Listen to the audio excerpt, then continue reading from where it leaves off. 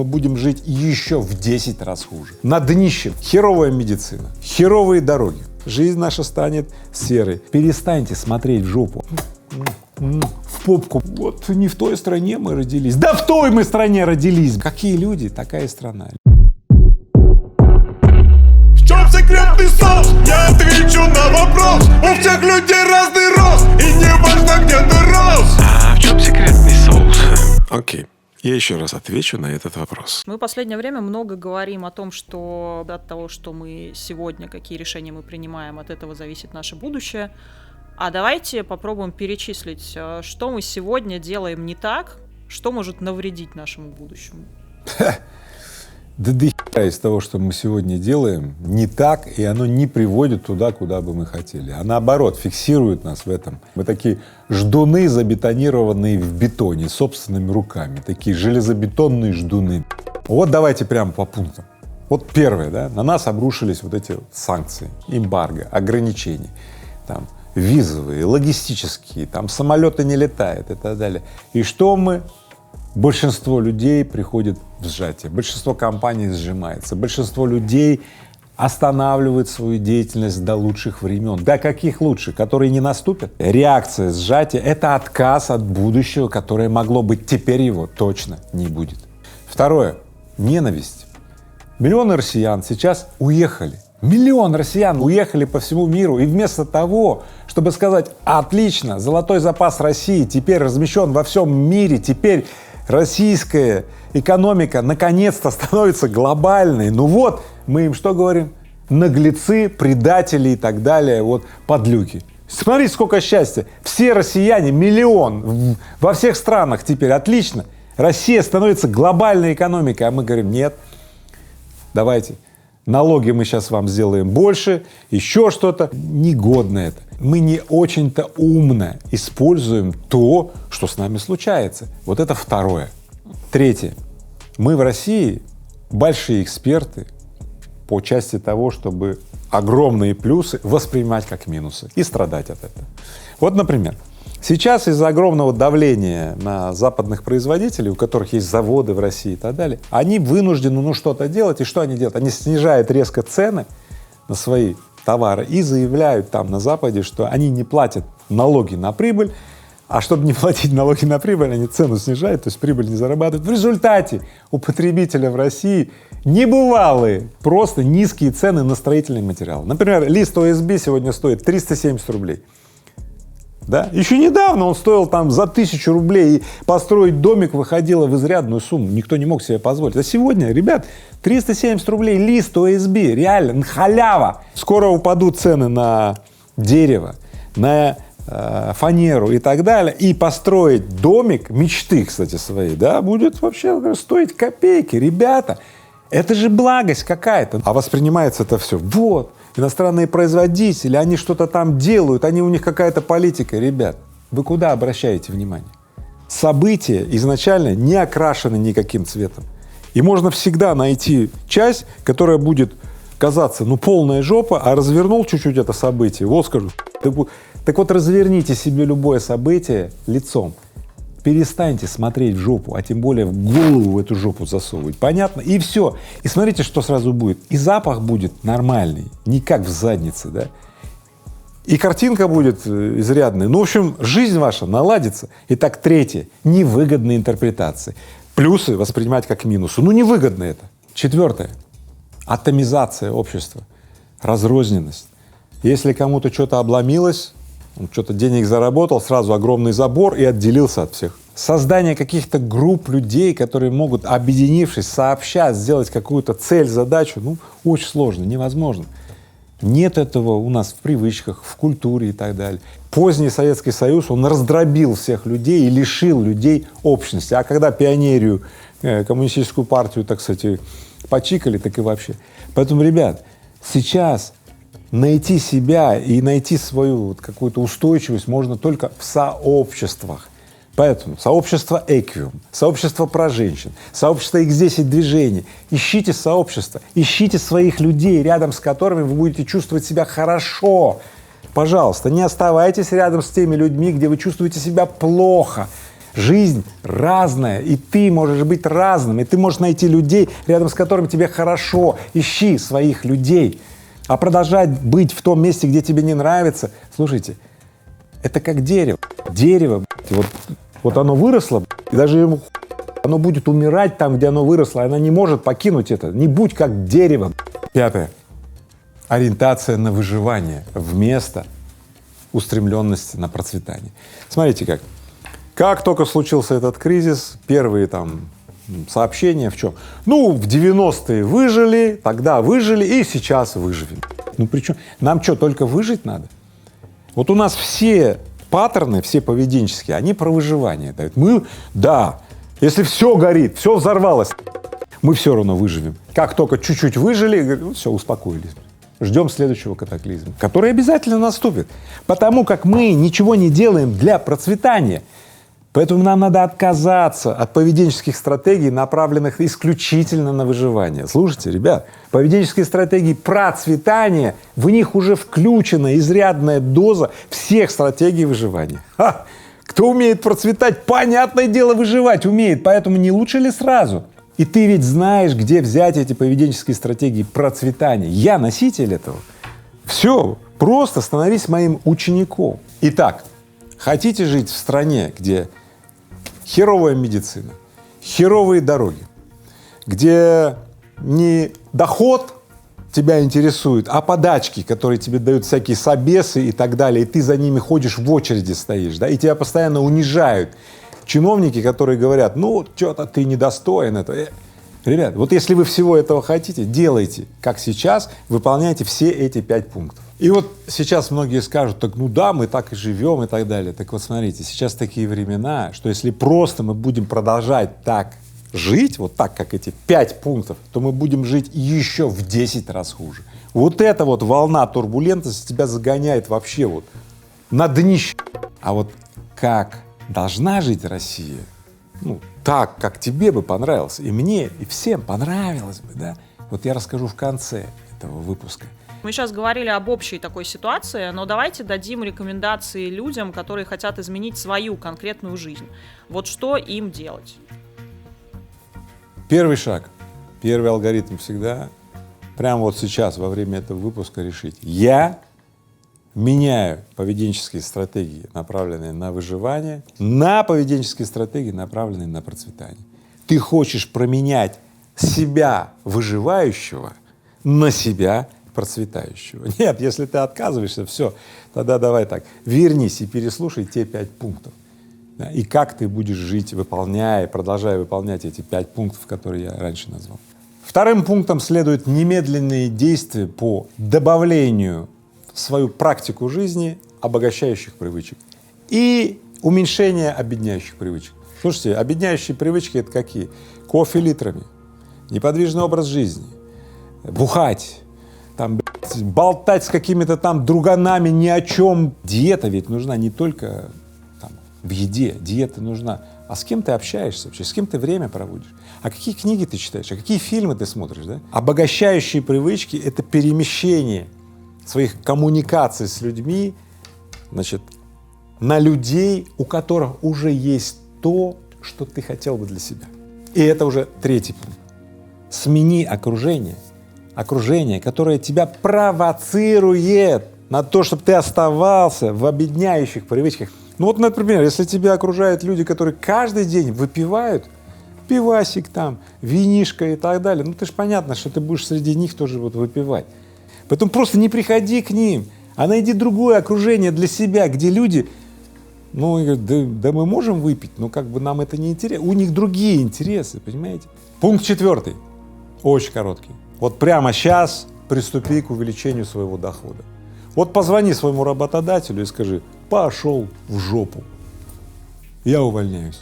Перестань ходить добровольно в тюрьму, самозаточение, где тебе уже давно не нравится, что с тобой происходит. С этого начинается шаг. Это пункт 4. Пункт 5. Перестать быть терпилой. Повесь себе большой-большой плакат, напиши его фломастером, как угодно, да, где будет написано: так, как раньше, не будет. Я не терпила. Или терпила и зачеркни. То есть терпила — это тот, который мучится, не нравится, у него уже все выжжено, вот все, но он выбирает продолжить быть терпилой. Потому когда ты услышал пункт 4, ты, конечно же, первый момент сказал: все, я сейчас так сделаю, и потом во второй момент: что, опять не сделал. Поэтому пункт 5 для тебя. Я говорю, это стандартная ловушка. Лучше мучиться и страдать так, как мне не нравится страдать, но я знаю, как это, то есть известная ясность, ну да, чем прервать это колесо сансары и отправиться в неизвестность. Это воспринимается как большее зло. Так вот, для этих ребят есть пункт 5 — перестать быть терпилой. Я предлагаю перейти к тем пунктам, которые нам бы следовало делать, чтобы прийти в другое процветающее будущее, и следовало бы делать всей страной. То есть что мы делаем не так и что следует делать по-другому. Да, есть такие очень сильные пункты. Например, всей страной нам следовало бы перестать пенять на других, искать какой-то всемирный заговор против страны, да? Искать и, самое главное, находить, находить, да? Демонстрировать, что вот мы наконец нашли, ну теперь-то мы знаем ответ, кто плохой, и самое главное, мы знаем, кто хороший, мы. Поэтому нам всей страной следовало бы перестать пенять на кого-то, искать причину где-то там в заморских краях. Пингвины в Антарктиде неправильно живут, от этого у нас в России дорог нет. Нормально. Вот нормально. Ну, в принципе, как бы, ребят, да вопросов нет. Можно связать все с чем угодно, и все. Идем дальше. Нам следовало бы задействовать потенциал сотрудничества друг с другом. В кооперационном взаимодействии, через взаимодополняющее партнерство мы можем сильно больше. Слушайте, один такой экспрессивный, да, любит найти что-то новое, кимберлитовую трубку, другой любит построить на ней завод, который будет делать хорошие продукты, третий любит там музыку делать и так далее. Смотрите, какое взаимодополняющее партнерство. На самом деле прелесть и радость именно в том, что мы все разные, у нас есть разные наклонности, но комбинация этих разных людей дает удивительное свойство, феноменальное, когда у нас в общем деле в нашей стране могут быть театры, кино, там, творческие проекты, заводы, продукты, да, инновации, у нас все может быть, но это только при условии, что мы сотрудничаем, что у нас появляется направленность, смотрите, на коллективную субъектность, понимаете, а не направленность на индивидуальное саморазвитие, личностное саморазвитие. Потом люди не могут объединяться в команды, компании строить и так далее. Производительность труда страдает, люди не могут делать эффективные рабочие места. Очень много проблем от того, что мы не ставим свой выбор в кооперационный стиль взаимодействия друг с другом. Мы считаем, что каждый из нас умнее, что хочешь сделать работу хорошо, сделай сам, вот и все. Нам больше нужно создавать кооперационных моделей поведения. Это у нас просто отсутствует, и это наш потенциал. И еще я предлагаю реже использовать парадигму доминации. Ну, типа вот я доминирую, а ты присмыкаешься. У нас взаимодействие между людьми — это какая-то либо облизывание в попку, безусловное облизывание, либо ненависть. И вот так у нас есть каста доминаторов, которых всегда немного, ну вот они, и каста присмыкоидов. Но все присмыкоиды, они ждут момента, когда доминатор споткнется. И тогда уж они покажут всем, и доминаторам, и присмыкоидам, кто тут настоящий доминатор, потому что все присмыкоиды ждут своего шанса. Поэтому все, кто сейчас доминирует, вам приветик.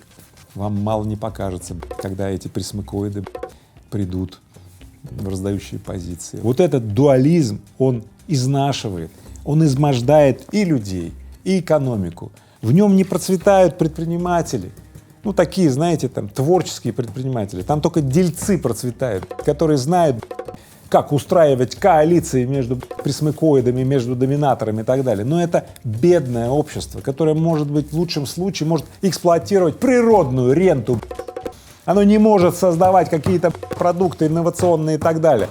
Мы обречены либо довольствоваться, да, эксплуатацией природной ренты, и тогда быть бензоколонкой или там дереводобывающим, там, не знаю, цехом и так далее, да, и жизнь наша будет бедная. Или мы реально позаботимся о другом, о том, чтобы наше тело, ум и сердце наших людей задействовался бы по-другому. И я очень этого хочу. Далее, частная инициатива. Дело в том, что много государственной инициативы в предпринимательстве — это покрытие самых важных насущных вопросов с гарантией. Да, но и это гарантия того, что на многие разнообразные направления не хватит внимания. Ну, то есть то, что очень маленькое, нишевое, но очень кому-то подходит, не возникнет в больших централизованных системах, ну, в силу там малости и так далее. Но оно прекрасно уживается в малых бизнесах, в творческих мастерских, артелях и так далее.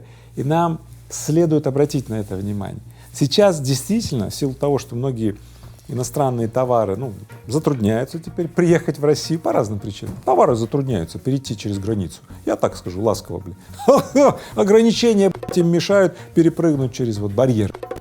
Да. Это создает условия, ну, для того, что гаражные кооперативы, артели могут производить очень много мелких каких-то разнообразных штук и наполнять ими магазины, маркетплейсы и так далее, товары, услуги.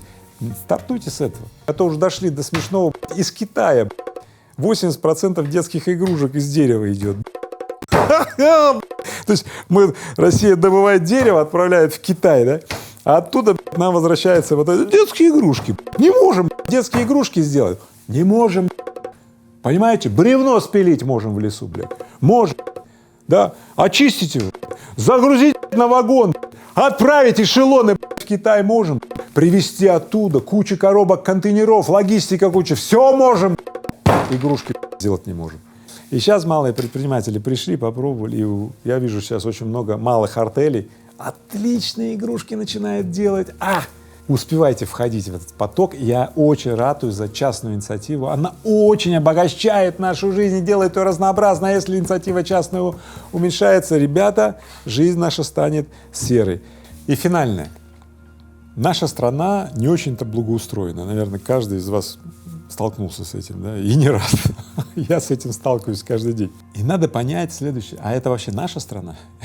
Или мы здесь, ну так, временно размещенный контингент? Вот не в той стране мы родились. Да в той мы стране родились. В той, которая может быть любой. Такой, которой ты будешь. Как ты сделаешь, такой страна будет. Страна — это не правительство, там, корпорации и так далее. Страна — это люди. И какие люди? Такая и страна. Давайте ее благоустраивать. Дом, двор, вот где живем, там, вот улицу, вот с соседями кооперируюсь, да, вот, используя все те кооперационные механизмы, да. Вот какие люди, такая и страна. Люди, благоустраивающие страну, да, начинают любить свое место, свой дом. Пусть дети видят, как мы вместе, объединяясь с соседями, строим детскую горку, благоустраиваем там газон, двор, дом, улицу и так далее, высаживаем деревца и так далее. Все, что делают взрослые, вот только по реалу, то и будут делать будущие взрослые. Вот и все. Такая и будет страна. Мы обещали, что расскажем, как будет выглядеть Россия, если мы все сделаем правильно. Вот как она будет выглядеть и в каком году, важно, доживем ли мы до этого. Когда мы размножим хорошее и плохому места окончательно не останется, будет вот что. Вот, у меня есть даже образ визуальный, да. Тогда вот это будет вот так. Это визуальный образ. Ну, а на самом деле что произойдет? Я прямо расскажу, что будет в 2050 году. Первое, что будет, люди будут взаимодействовать по другим принципам. Люди будут чувствовать тепло, некую ламповость такую, да, во взаимодействии с другими людьми. Не холод такой вот, знаете, колючий, как будто тебе ломом засовывают, да, ты пришел куда-то там в магазин, и тебе сказал: «Чё пришел?» Сейчас этого все меньше и меньше, однако стоит поехать в какой-нибудь провинциальный город, и ты встречаешься нормально. Это в Москве меньше. Москва как будто бы, да, типа не Россия. Этого все еще слишком много, поэтому я рассказываю про 2050 год. Взаимодействие людей будет немножко другое. Раз. Дороги. Сеть дорог, плотность дорог в 10 раз больше, чем сейчас. То есть люди будут жить в горизонтальных городах, то есть в поселках вот этих, не вот этих дурацких высотках, не вот в этих человейниках, куда, если заехал, то уже не выйдешь. В человейнике, где нету ни школы, ни садика и так далее, ты там как будто в каком-то, остроге заперт. Да? Люди будут жить в горизонтальных городах, в горизонтальных жилищных комплексах, да? Таких вот компактных поселениях. В России же очень много земли, очень много земли.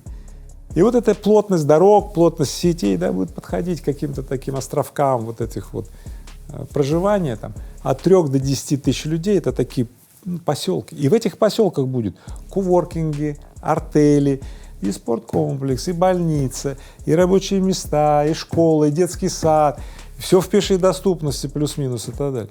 Да, там городские развлечения тоже будут. Сел на тачку или на быстроходный там этот поезд, куда, все, полчаса, и ты уже в мегаполисе, все будет. И будут такие центры, тусовки, там казино, клубы, телки, гоу-гоу, да, все всегда будет. А еще в 2050 году будет, пожалуйста, летай, езди, куда хочешь. В Антарктиду, в Америку, там все, границы все открыты, самолеты летают, рейсы куда хочешь и так далее. Небо открыто. То есть многие сейчас мне пишут, говорят: Игорь, как вы думаете, когда небо там откроют или когда самолеты будут летать? Я гарантирую, в 2050 году это случится точно. Медицина. Люди вообще перестанут болеть, потому что болезнь — это когда мы вовремя не среагировали на какое-то отклонение и не сделали упреждающую вещь. То есть на самом деле большинство болезней имеют психическую природу, а они просто пропали, потому что взаимодействие между людьми будет другое. Понятно? Ну а те болезни, которые связаны с живой природой человека, они будут диагностироваться на ранней стадии и купироваться. Вот и все. То есть люди практически не будут болеть. Люди станут расширителями друг для друга. Люди не будут заботиться друг о друге, да? А делать друг другу поддержку. Человек для другого человека станет учителем. Если сейчас в обществе существует целая каста учителей, которые учат, так вот, в 2050 году каждый человек, он будет одновременно и ученик, и учитель. Коучей не будет, психологов не будет. Каждый человек, он будет вспоможением для другого человека. Как будто бы все люди будут выполнять эту функцию, то есть все станут учителями. Главное в том, что послушание как главный предмет школьного образования окончательно уйдет в прошлое.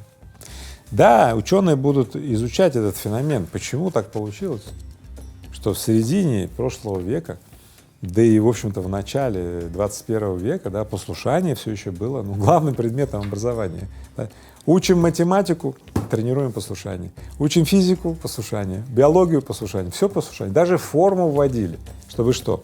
Чтобы люди одинаковые были. Развивающее образование будет в основе. То есть развитие даров в человеке, то есть проявление даров в человеке будет основой образовательного подхода. Это до 12 лет будет происходить по методологии Рыбаков Play School и похожим. Кстати, к тому времени, к 2050 году, Play School будет одной из доминирующих концепций дошкольного и начально-школьного образования. А основой среднего образования и старшего, и в университетах будет учение об актуальности. То есть учение, которое предполагает следующее: раскрытие даров и склонностей человека, исходя из того, что уже есть у человека. То есть не впихивание неких компетенций, которые якобы нужны на рынке. Да? Нет. А человек сам, зная про себя огромный арсенал своих самовыражений и подобрав то, где ему нравится, что с ним происходит, он будет подбирать под себя дело и, главное, людей, рядом с которыми ему нравится, что с ним происходит. Вот так будет выглядеть образование в 2050 году. Средний возраст жизни будет 85-90 лет, а 30% людей будут до 120 жить. Такая статистика жизни. И хотел бы особо отметить, люди вообще почти перестанут бухать. Вот вообще.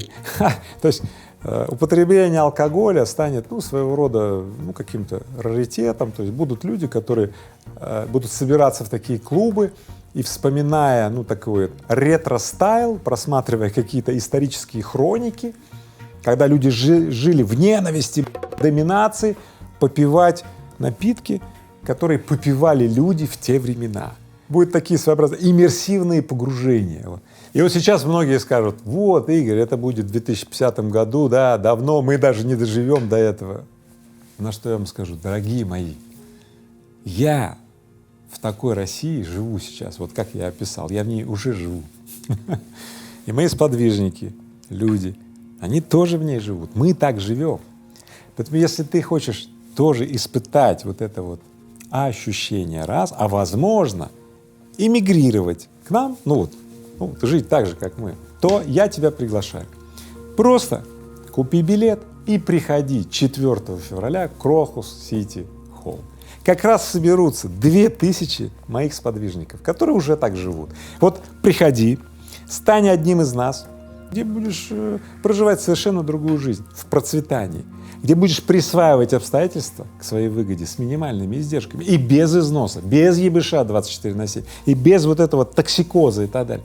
Поэтому все, что нужно, купи билет, 4 февраля, я тебя жду, а ссылка на это событие будет здесь, под этим видео. Игорь Владимирович, вы много делаете, чтобы это будущее приблизить, но в 2050 году вам уже будет достаточно лет, и вряд ли вы сможете насладиться этим будущим. Зачем тогда оно? Хороший вопрос. Во-первых, у меня дети, скоро будут внуки, правнуки, а во-вторых, у меня есть ученики, внученики, правнученики, ну, грант-ученики и так далее. Поэтому мое наслаждение — это наслаждение меня, собственно говоря, меня вот индивидуально, да, и наслаждение моих учеников, внучеников и так далее. Меня просто так наполняет, когда мои внученики, ученики или там дети, или внуки и так далее, да, вот кайфуют от этого. Поэтому сколько бы мне не было лет, чем больше людей, в которых я сделал значительный вклад, и которые, в которых я вижу себя, свое проявление, в которых я продлил себя, так моему наслаждению нет конца и края. Поэтому я делаю и буду делать это с азартом, с алчностью, честолюбиво размножая количество людей, которые тоже, как и я, смогли наконец оказаться вот в этом вот состоянии расширения, в состоянии достойной жизни, а не влачить жизнь, понимаешь, там, в возрасте, там, непонятно, дожития и так далее. Вот и все. Поэтому я не просто сам кайфану, много людей, которые рядом со мной, они кайфанут. Поэтому еще раз говорю, хочешь кайфануть, хочешь ощутить это, хочешь жить жизнь, а не проживать или доживать жизнь, хочешь жить жизнь, купи билет, 4 февраля жду. Ну и, конечно же, вы знаете, сейчас я могу промолчать, а вы скажете: давайте вместе, и тогда плохому не останется. С Новым годом, ребята! В чем секретный соус? Я отвечу на вопрос. У всех людей разный рост, и не важно, где ты рос. А в чем секретный соус? Окей, я еще раз отвечу на этот вопрос.